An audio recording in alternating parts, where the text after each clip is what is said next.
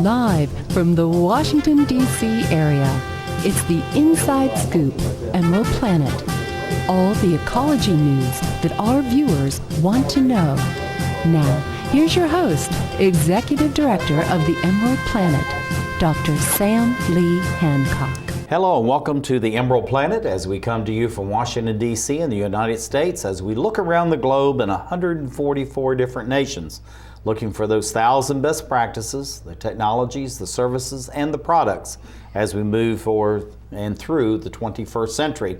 And as we add 2 billion new people to the planet, how we're going to be able to provide the water plus all the basic infrastructure is going to be needed not only for people to just exist on the planet, but actually to thrive on the planet. And I have a very outstanding, charming lady sitting right beside me who's been at this for a long time and thinking about this whole notion of water and the quality and value of water. This is Jeanne Mozier. She is the Vice President of Travel Berkeley Springs, which is in West Virginia, a little west of Washington, D.C. And also, she's a very famous author. It's called Way Out in West Virginia. So, Jeanne, welcome to the Emerald Planet TV. I'm delighted to be here, Dr. Sam. And we're glad to have you. Tell us a little bit about this Travel Berkeley Springs. What does that really mean? Well, Travel Berkeley Springs' job is to tell the world how fabulous Berkeley Springs is, the country's first spa, and to invite everyone to come visit us.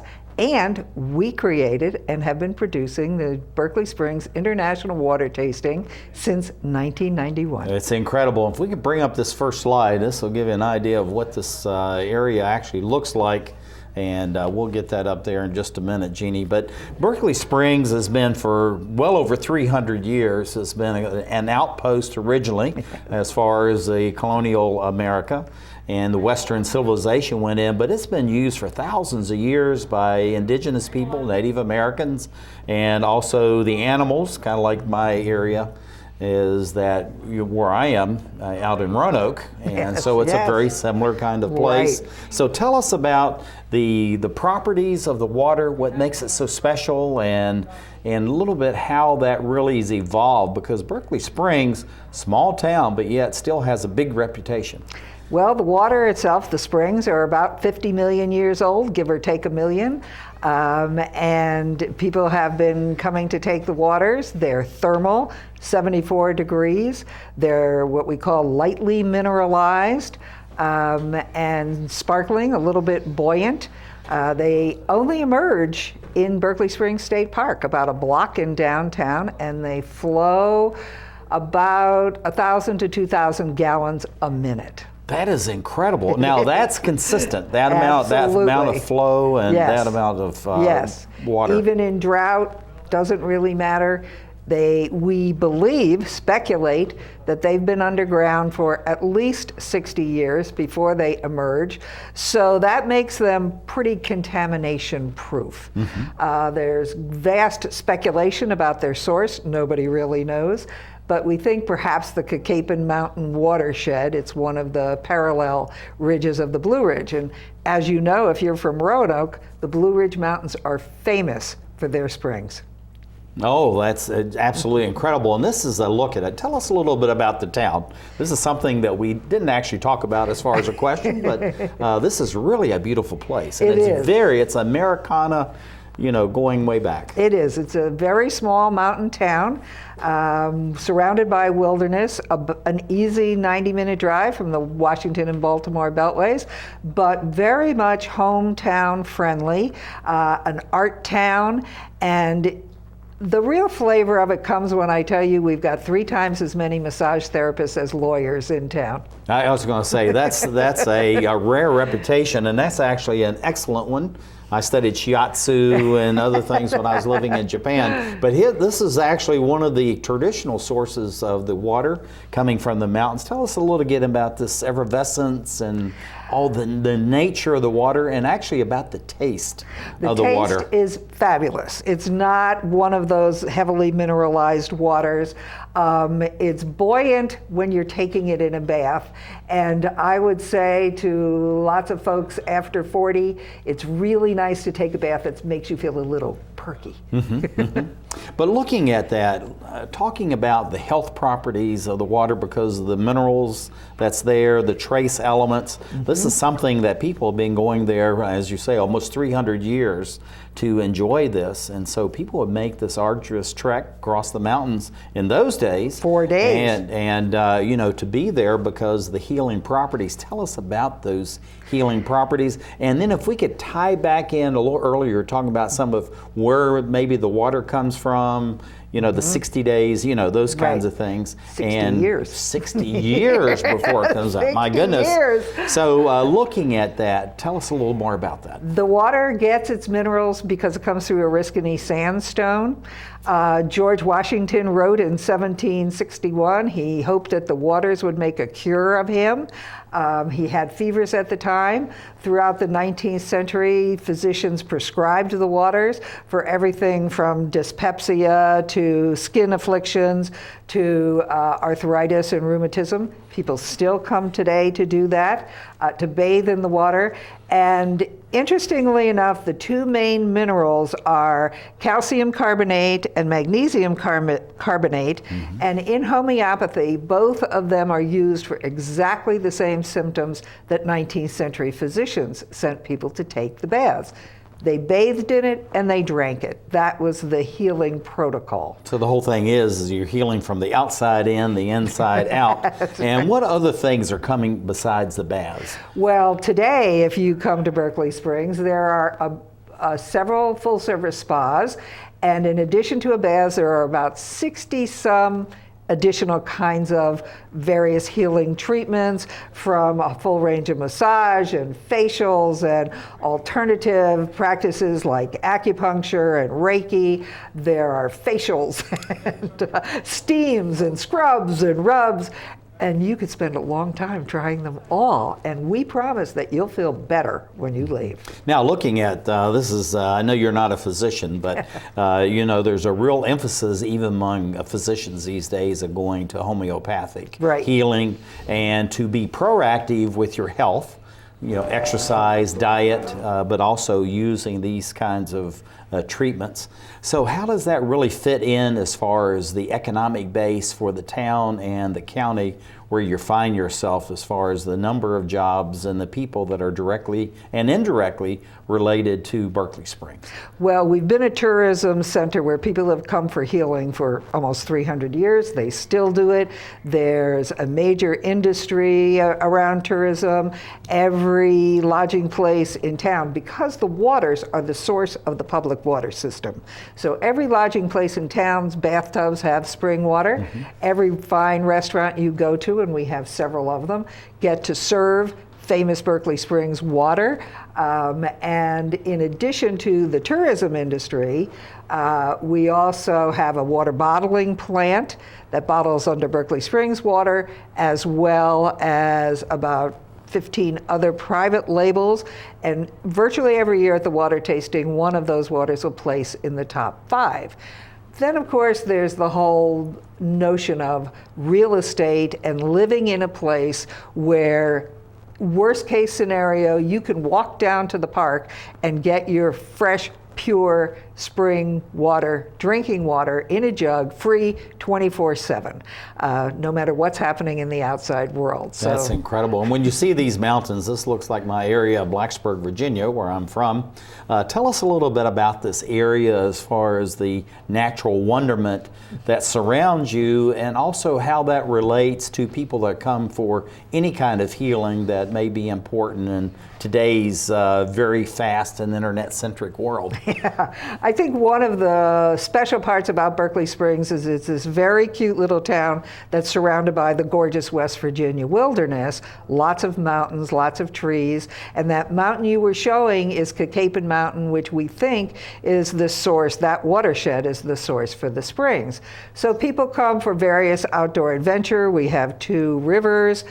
They come to hike, and they also come to enjoy the arts and the culture and the spas and the fine dining and the shops downtown. And also this very famous event that you're going to tell us about.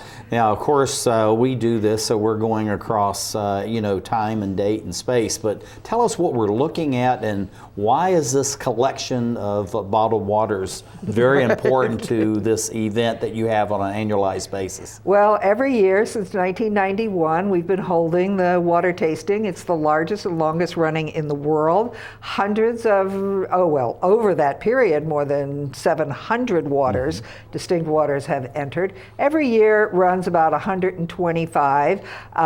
This represents the bottled water category, both non-carb and sparkling.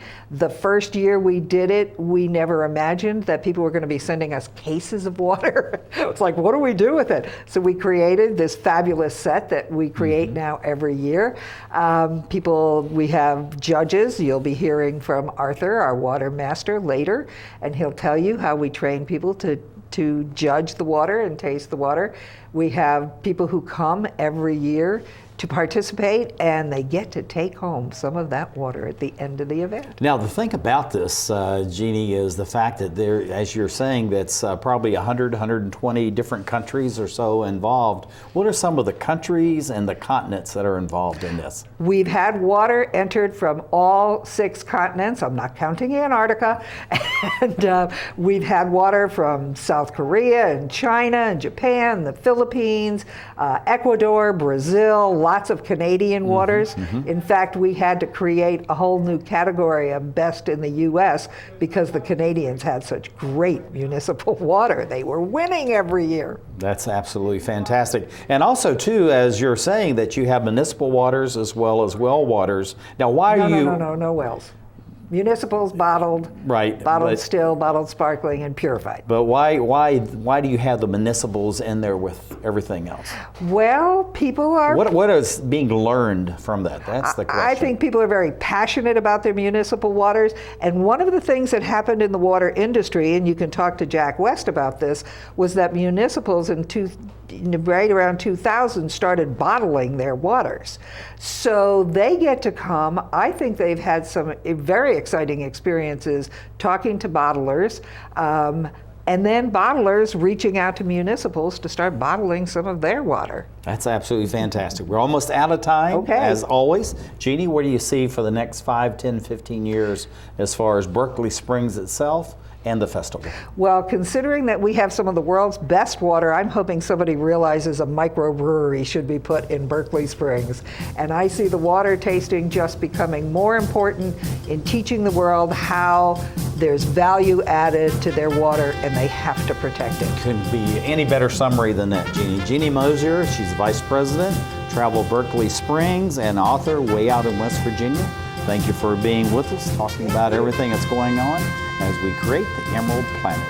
I need a job. Necesito trabajo. I would like to speak English better. Me gustaría hablar inglés mejor. I want to be a U.S. citizen. Quisiera ser ciudadano de los Estados Unidos. For over 35 years, Por más de 35 años, the Hispanic Committee of Virginia has been serving our community. el Comité Hispano de Virginia ha estado sirviendo a nuestra comunidad. Job training and placement, Capacitación, ayuda para conseguir trabajo, education for children and adults, educación para niños y adultos, immigration, naturalization, and medical referrals. ayuda para los procesos de inmigración y naturalización y orientación sobre médicos Are a small part of what we do. son solo una pequeña parte de lo que hacemos. For help, information, or to volunteer, Para ayuda, información o para ofrecerse como voluntario, contact the Hispanic Committee of Virginia, comuníquese con el Comité Hispano de Virginia, helping everyone participate more fully in American society. ayudando a todos a participar plenamente en la sociedad norteamericana.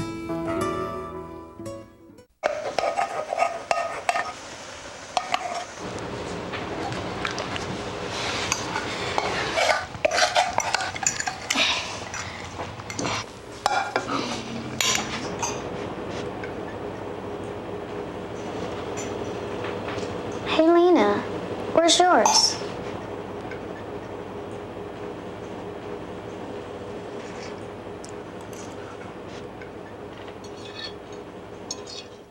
Would you notice if you were missing half your kidney function? According to the National Kidney Foundation, 20 million people have chronic kidney disease, and 20 million more may be at risk and not even know it. Anyone with high blood pressure, diabetes, or family history of chronic kidney disease is at risk. Early diagnosis is vitally important. To get the whole story, talk to your doctor and visit the National Kidney Foundation at kidney.org or call for a free brochure. Because when it comes to chronic kidney disease, you might not know the half.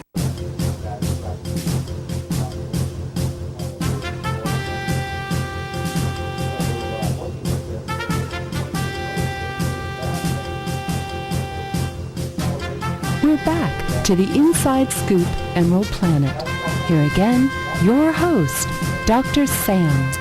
Hello and welcome to the Emerald Planet as we come to you from Washington, D.C. in the United States as we look for those 1,000 best practices, the technologies, the services, and the products that are making a difference as we move through the 21st century. And one of those issues as we go to a planet with 9 billion people is how we're going to be able to provide potable water for all these folks, and at the same time at the level of sustenance, but also as we increase and have more people that are joining the ranks of the middle class in all countries across the planet, and how you're going to provide drinking water at the same time to foster a middle class lifestyle.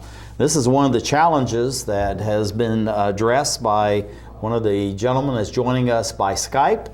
This is Jack C. West. He's the chair of what's called the Drinking Water Research Foundation. He's coming in by Skype. And then sitting right beside me is a special guest, Dr. Kat Shrier, who is the publisher of Water Citizen News, and she's going to be here as the backup for Skype in case we lose Jack. And hopefully, Jack, you're with us. Are you here? I can hear you. And, okay. Thank you for joining us. Good to have you with us. I'm happy to be here and looking forward to the water tasting in Berkeley as well. No, that's going to be very exciting. Tell us a little bit about your Drinking Water Research Foundation, the history of it, and why have such a foundation? Well, the Drinking Water Research Foundation is the not-for-profit research arm of the bottled water industry, and it's supportive of research and distributes peer-reviewed science that relates to compliance of techniques for bottled water regulations, and that it funds research most recently in human hydration and human performance, both physical and cognitive. Well, I'll tell you, that's really very important because there's many issues surrounding the lack of water and the impact on learning and being able to retain information, and at the same time, endurance. So through the research that you're doing, Jack, through the foundation, how are you balancing this as far as physical performance and then also mental performance? Well, some of the exciting new research that we've been partial funders of is the cognitive performance of school children. Dehydrated kids in the afternoon perform poorly compared with well-hydrated kids. Professor Larry Armstrong, the University of Connecticut, is doing some exciting work in that area. And there's been decades of physical performance as related to hydration status that continues to go on. Well, talk about the change in bottled water. You know, there's some concern that people say about having bottled waters. And so what are you seeing through your research as far as the difference, if there is, between the bottled waters and what's coming out through the municipal systems? And why the growth and expansion at such a tremendous rate of bottled waters around the globe? Well, bottled water is, throughout the world, is regulated as a pure food product. It's put in a sanitary container, it's production and date stamped, and once it leaves the bottling plant, it's sealed in a watertight container. In the United States, the EPA sets the standards and regulations for tap water.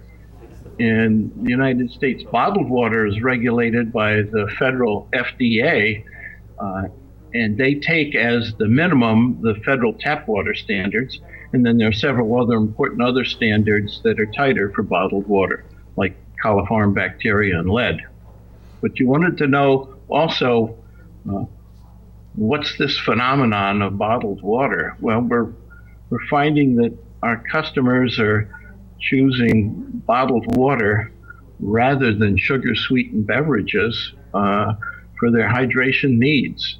And if you talk to the bottled water customers over the years, they've been choosing bottled water for taste. Most of that was chlorine avoidance in the early years.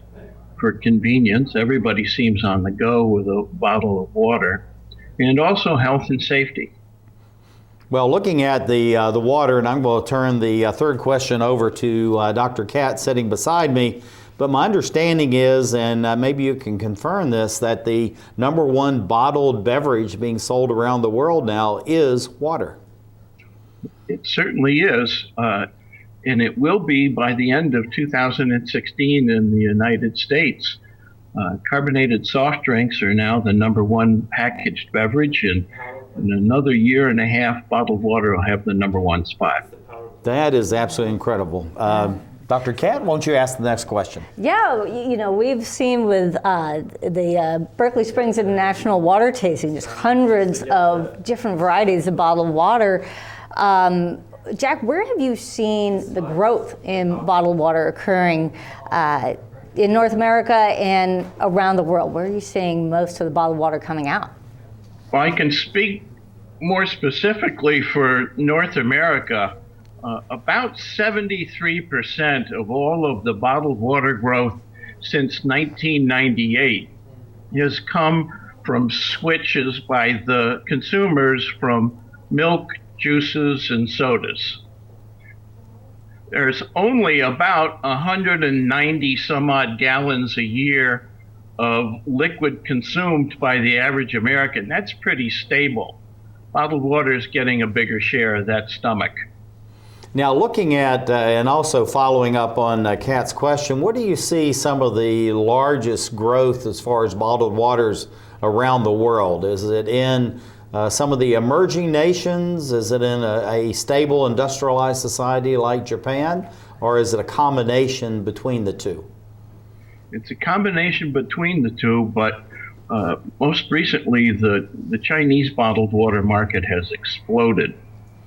I'm also a member of the board of the International Council of Bottled Water Associations, and China has just joined that group. There are hundreds and hundreds of water bottlers in China, and they're seeking guidance on standards of quality and manufacturing practices. Well, having spent a great amount of time in China, and it looks like over this next year I'll be there for maybe up to almost 3 months broadcasting the Emerald Planet TV, and so I'm looking forward to some of the different waters, because as you travel around China they have these local bottlers, and it's really exciting to see this happening in that society. You know, there's a talk of bans on as far as bottled waters in the United States and some of the industrial societies. Tell us a little bit about that, and where do you think this concept of banning bottled waters is actually coming from, Jack? Well, bottled water is a very convenient target when you're thinking about recycling plastic containers, be they food or beverages. We're highly visible. And so if you're worried about unrecycled plastic making it into the solid waste stream going into landfills, you ought to be very concerned. I sure am.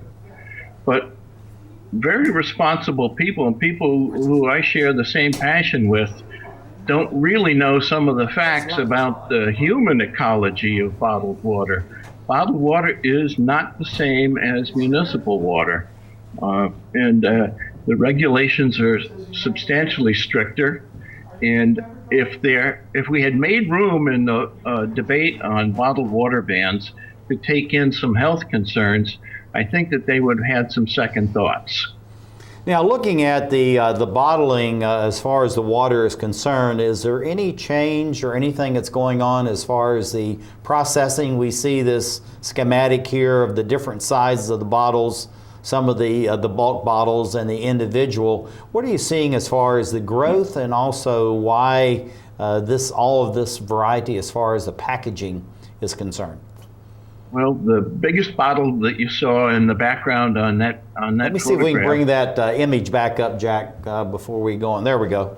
Thank you. That's a 5-gallon bottle of water. It's actually called a demi-john. 37 years ago, I started bottling that in New York City. It wasn't until the early 90s that the single-serve package in plastic became affordable and available. Up until then, glass was the most common packaging material. And most of the recent growth over the last 10 years has taken place in the on-the-go convenient package. It's that single-serve package. Now, looking at this combination, this is a very cute little photograph here of exercising. Be sure you're getting your fruits and vegetables and pure water. What do you see as far as the growth over the years, as far as water is now becoming the core, as far as healthy living and a healthy mindset as we move through towards 2050? The importance of water in the diet just cannot be exaggerated. Think about this. We're in the midst of a childhood obesity epidemic. We're on the cusp of a diabetes epidemic, and over 45% of all of our beverages are consumed out of packages, and somewhere close to 63% of all the additional sugars come from sugar-sweetened beverages. So just from a public health point of view, increasing the share of liquids that is water rather than sweetened beverages has a wonderful health impact in the long run. And that's driving the category in all of the developed nations. We have hopefully time for about two quick questions, and you got to be quick. Yeah, Jackie, you talked again about bottled water banners and about the true impacts of banning water bottles in communities and countries. Got to be quick, Jack, because I got one last question for you. It hasn't affected sales, but it certainly has affected the customer's convenience in getting into water. Okay, last question. Where do you see your foundation going over the next 5, 10, 15 years, Jack? And got about 10 seconds to do that. I'd like the foundation to spend more time looking at hydration status and cardiovascular health. Well, thank you for being with us. This is absolutely fantastic, and congratulations on the success of your foundation. This is Jack C. West, Chair of Drinking Water Research Foundation. Dr. Kat Shrier is standing right beside me, Water Citizen News, and thank you for being with us as we create the Emerald Planet.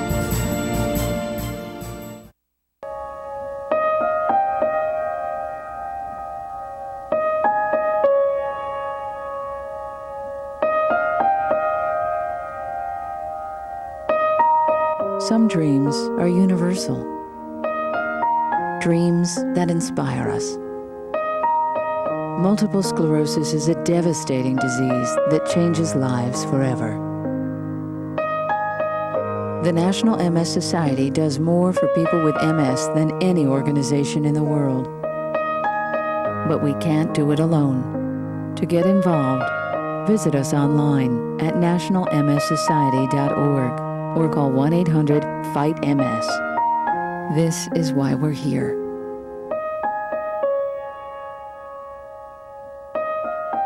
Because nobody dreams of having multiple sclerosis. What's wrong with this picture? Half of young Americans can't locate economic powers like Japan and India. 20% can't even find the Pacific Ocean.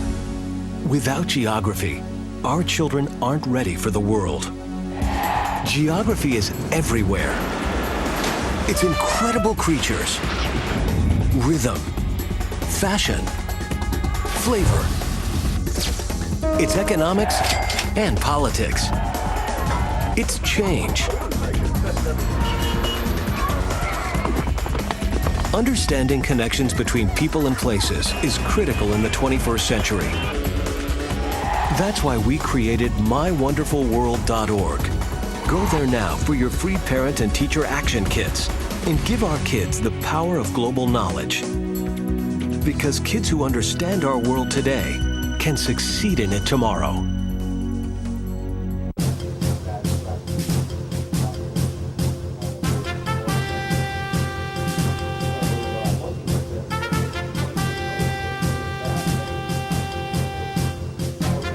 We're back to the Inside Scoop Emerald Planet. Here again, your host, Dr. Sam.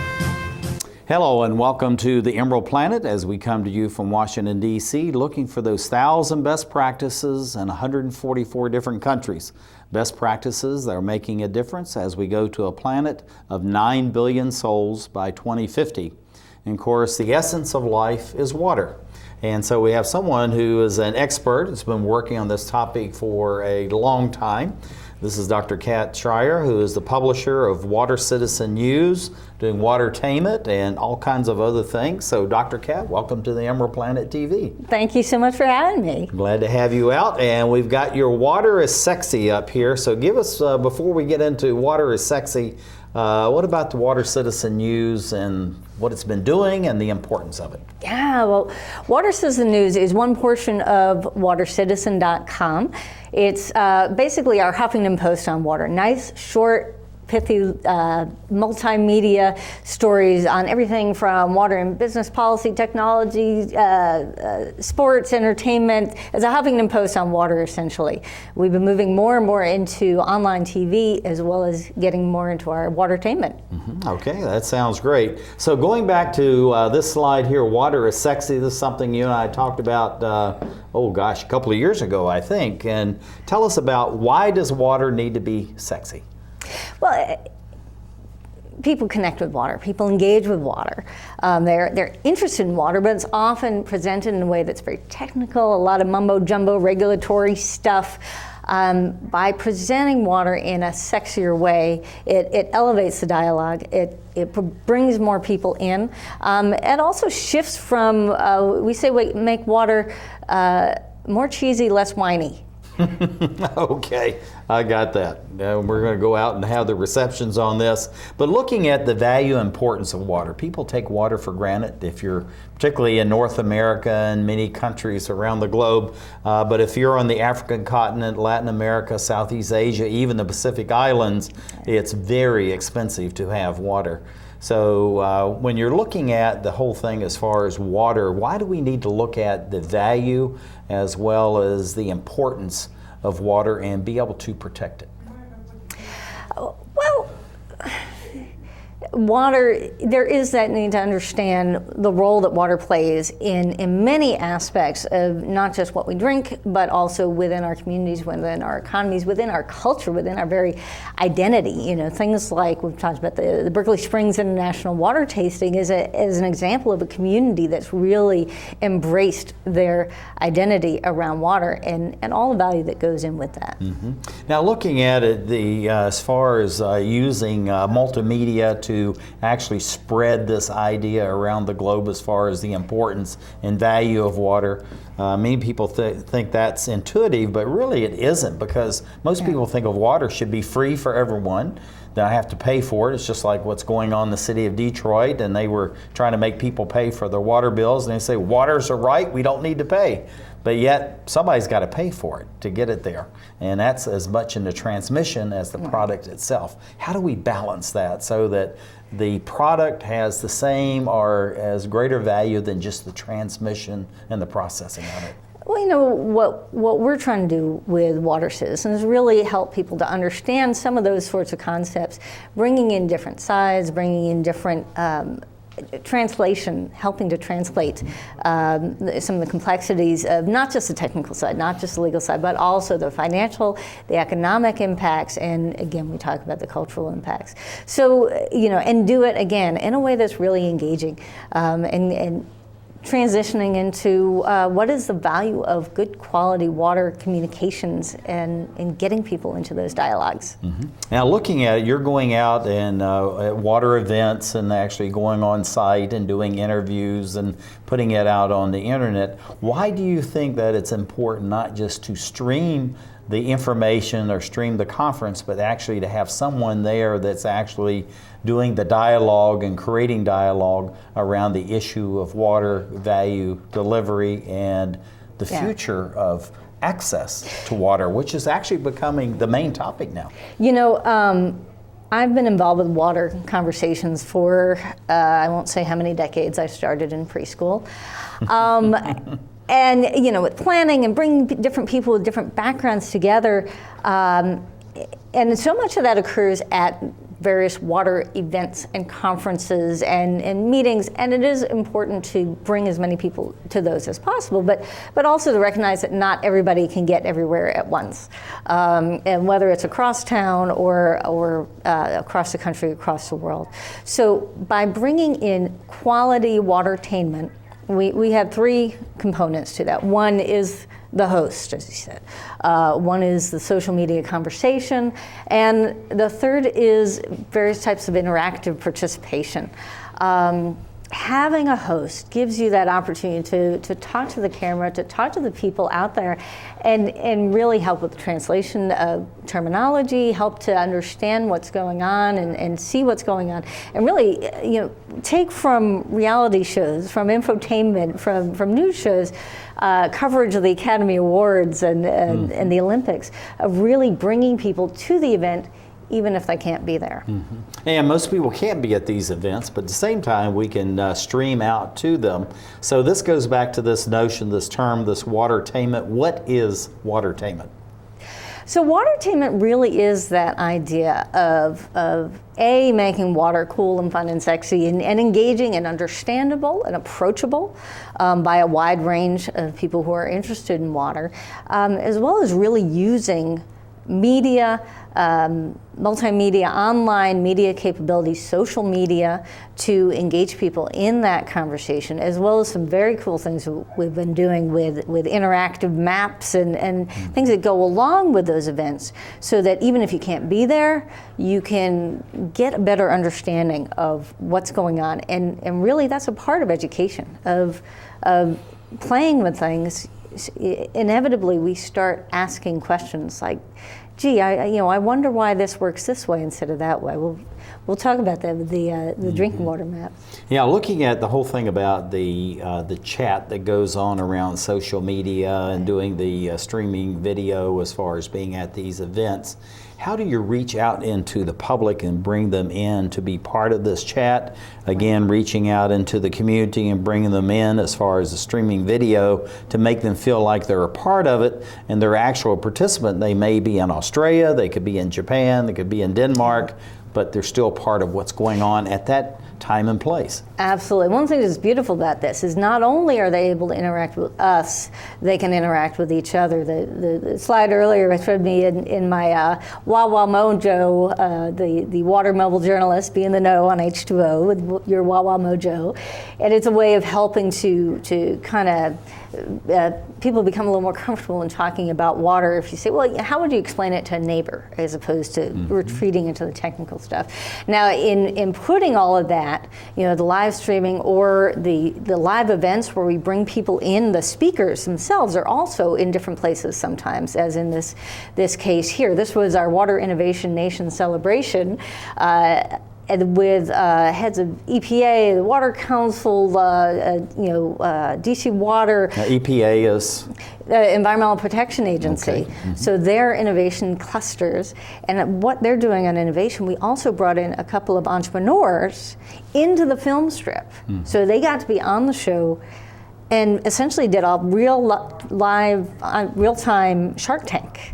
Where they were able to interact, as well as the comments underneath. So there's engagements on many different levels occurring, and people can talk to each other in the chat box even before we get started. Yeah, and that's very important to feel like that they're a part of it, but also they can contribute. So looking at the reach out to the communities, bringing the media together, what kinds of things do you find that they're adding to the panel of experts, like with the EPA and various government agencies, whether it's the United States or other nations' agencies? What are the citizens bringing to the event itself that's actually adding value as the event is unfolding itself? Well, it gives folks a chance to be acknowledged and recognized and express their thoughts on issues. So often the only intermediary between a lot of the agencies and water utilities and others, like here we see Ralph Seiss from the Warrior Sailing Program, working with wounded warriors to bring them to sailing to as part of the recovery process. I mean, water interacts with us in so many different ways. And it introduces these concepts and gives people a chance to tell their stories, to share their stories. And for many of the folks in the program, it may be their only chance to really get the word out is through mainstream media, who often don't have an extensive water-related background. Mm-hmm. Or maybe no water-related background outside of drinking it and showers and enjoying the benefits of that. Looking at the online audiences, the special event like the Berkeley Springs International Water Testing and Tasting is really a phenomenal outcome as far as bringing water to the fore. Again, going back to this water is sexy kind of idea. Yeah. So looking at the joining communities that don't have a chance to go there, but yet they can see they're from Bulgaria, or they're from Russia, they're from Japan, and all of a sudden their water is showing up in this international testing and tasting event. So how do you connect people to that so they can say, wow, we're there? Well, this is really exciting because it is an event that has brought together hundreds of waters from all over the globe. And by the way, we're still working on this battle. We're missing the ones from China and Japan and Korea, South Korea, but that they're able to see, yes, their water is there, as well as that whole process. One of the things that's been really nice working with Berkeley Springs is they understand WaterTainment. This has always been the Academy Awards on water. It's black tie, it's the water master, demonstrating how to do the tastings. And it gives folks a chance to start to bring that into their own communities and start asking those questions and having viewing parties, having drinking games with water. We're running out of time. What do you see for Water Citizen, for WaterTainment over the next 5, 10, 15 years? Well, we're certainly going to do more things like what we're doing with Berkeley Springs, with doing your own at-home voting, really bringing people to those events, as well as continuing to work with Water Citizen News, the internships, the coverage, lots of exciting things. There's no shortage of WaterTainment, and we're looking forward to bringing it to you. Dr. Kat Shrier is the publisher of Water Citizen News and helping to create WaterTainment. Thank you for being with us on the Emerald Planet, and thank you as we create the Emerald Planet. Osama bin Laden calls getting nuclear weapons a religious duty. Today, materials that can be used to make nuclear weapons are stored in more than 40 countries. Sometimes protected by just a chain link fence. Yet not enough is being done to lock down these materials before terrorists steal them. Why did we learn all this? My mother. My son. My sister-in-law. Were all murdered September 11th. Help protect America. Together we can. Please join us. The stem cell issue is being debated throughout the country. Truth is, most everyone has an opinion, even if they don't know the facts. Let's stop arguing and start really understanding the potential of stem cell research. For us and for millions of Americans living with disabilities, get the facts. Call 1-877-842-3442 for free information from the Stem Cell Research Foundation. That's 1-877-842-3442. Following the tragic events of September 11th, there have been hundreds of violent attacks against innocent Americans. Remember what that flag you're waving stands for. Remember, please stop the hate. We're stronger when we are united. Remember what that flag you're waving stands for. One nation under God. Indivisible. With liberty And justice. for all. In America, there's either room for everyone, or it's not America. Don't pick the wrong fight. Let's keep America land of the free. Stop the hate. Planning a home renovation? Put this at the top of your to-do list. Because after 10 years, none of you are protected against tetanus and another potentially fatal disease, diphtheria. A minor injury, such as a cut or a scrape, can put you at risk for a tetanus infection. And while safety gear offers some protection, an up-to-date vaccination called the TD booster is the best insurance against tetanus. So get the TD booster. If it's been 10, do it again.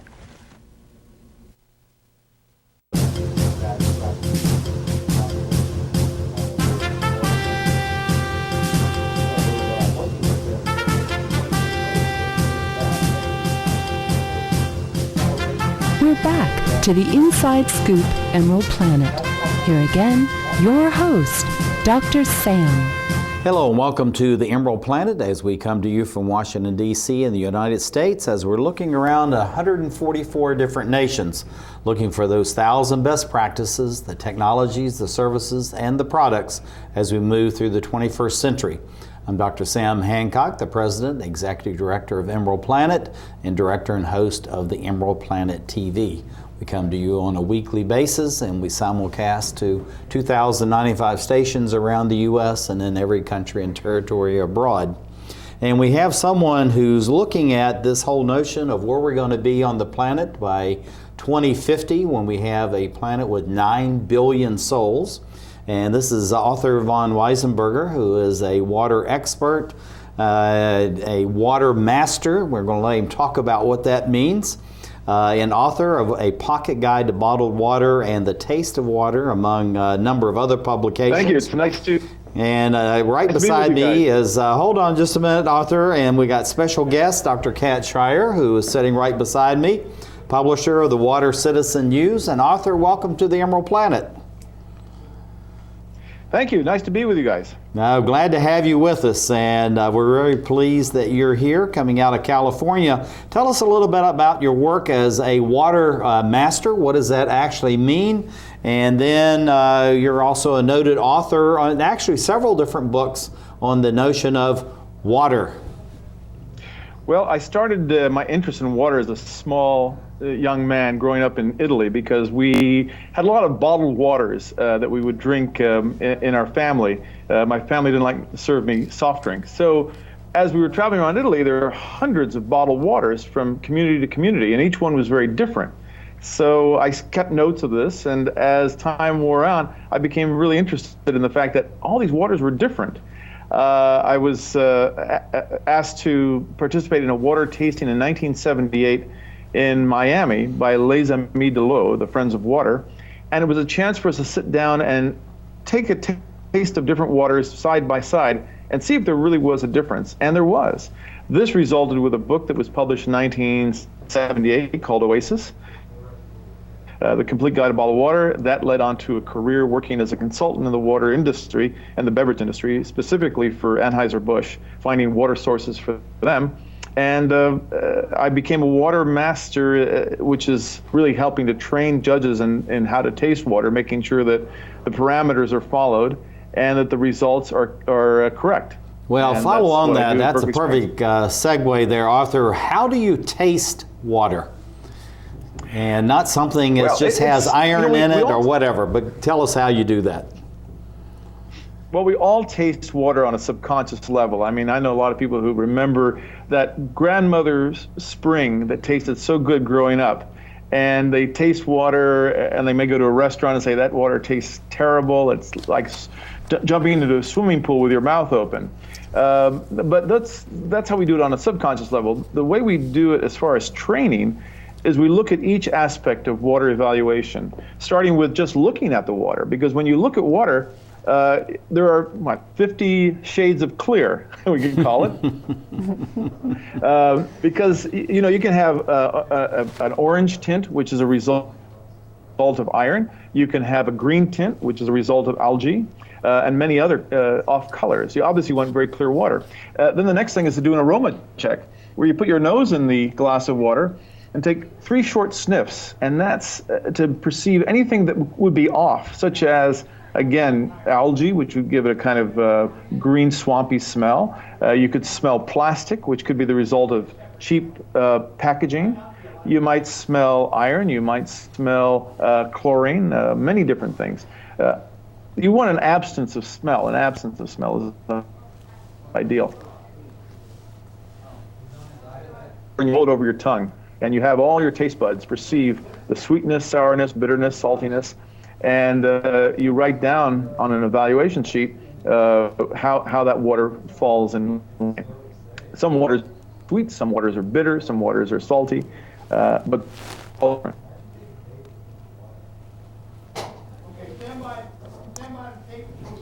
Yeah, let's go. Arthur, we're going to be back to you in a minute when they bring you in by Skype. Looking at what the work that you've been doing as far as water, Dr. Catt, you're looking at the quality, but also the chemical nature of it, the treatment of water. What type of advice do you give people in local communities how to have a better tasting, a better quality of water as far as coming from the municipal source or whether it's coming from a bottled source? Well, you know, what we can really do is help people get that awareness, and something like the international the water tasting, international tasting at Berkeley Springs is going to help people understand where different sources come from, different treatment methods, and how that plays in with the taste of water that we've just been hearing about.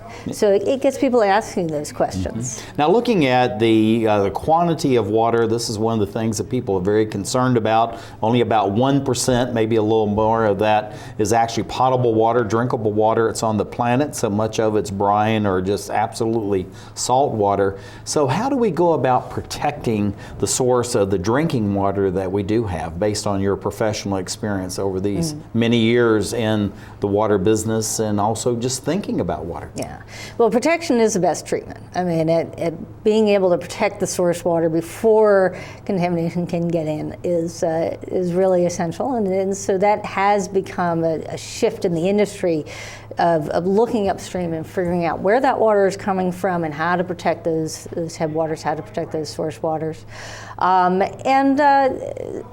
so that's really been a big part of the shift in thinking in the industry. Mm-hmm. Now, looking at this, no pun intended we're looking upstream as far as water is concerned. We're going to be bringing Arthur back on in a minute.